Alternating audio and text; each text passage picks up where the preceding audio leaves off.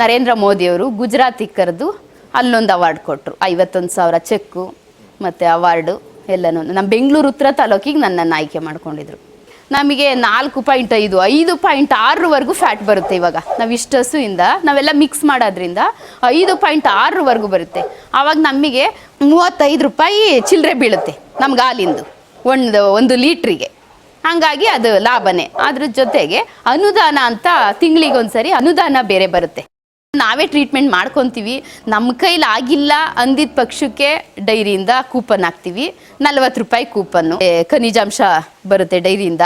ಅದನ್ನು ಹಾಕಿದ್ರೆ ಮಾತ್ರ ಮಾಮೂಲಿ ಸಲೀಸಾಗೆ ಡಿಲಿವರಿ ಆಗೋಗ್ಬಿಡುತ್ತೆ. ಅದಕ್ಕೆ ಅಕಸ್ಮಾತ್ ಅದನ್ನು ಕೊಟ್ಟಿಲ್ಲ, ಅದನ್ನು ಪೋಷಣೆ ಪ್ರೆಗ್ನೆನ್ಸಿ ಒಳಗೆ ಪೋಷಣೆ ಚೆನ್ನಾಗಿ ಮಾಡಿಲ್ಲ ಅಂತಂದರೆ ಕರು ಹಾಕಕ್ಕೆ ತೊಂದರೆ ಆಗುತ್ತೆ. ತೋಟಗಾರಿಕೆ ಒಳಗೆ ಲೆಕ್ಕ ಹಾಕ್ಕೊಂಡ್ರೆ ತೋಟದಲ್ಲಿ ಬೆಳಗ್ಗಿನ ಸಂಜೆವರೆಗೂ ಮಾಡಿದ್ರು ಈ ಕೆಲಸ ಆಗೋಯ್ತು ಅಂತ ಅನ್ನಕ್ಕೆ ಆಗಲ್ಲ.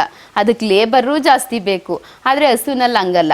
ಅದು ಯಾವ ಟೈಮಲ್ಲಿ ಮಾಡಬೇಕೋ ಬೆಳಗ್ಗೆ ಹೊತ್ತು ಹಾಲು ಕರಿಯೋ ಟೈಮಲ್ಲಿ ಅದನ್ನು ಮಾಡಿಬಿಟ್ರೆ ಈಗ ಮಧ್ಯಾಹ್ನ ಎಲ್ಲ ಫ್ರೀಯಾಗೇ ಇರ್ತೀವಿ. ಇದು ಸ್ವಲ್ಪ ಫ್ಯಾಟ್ ಅಂಶ ಜಾಸ್ತಿ ಬರೋಕ್ಕೋಸ್ಕರ ಕೊಬ್ಬರಿ ಹಿಂಡಿ.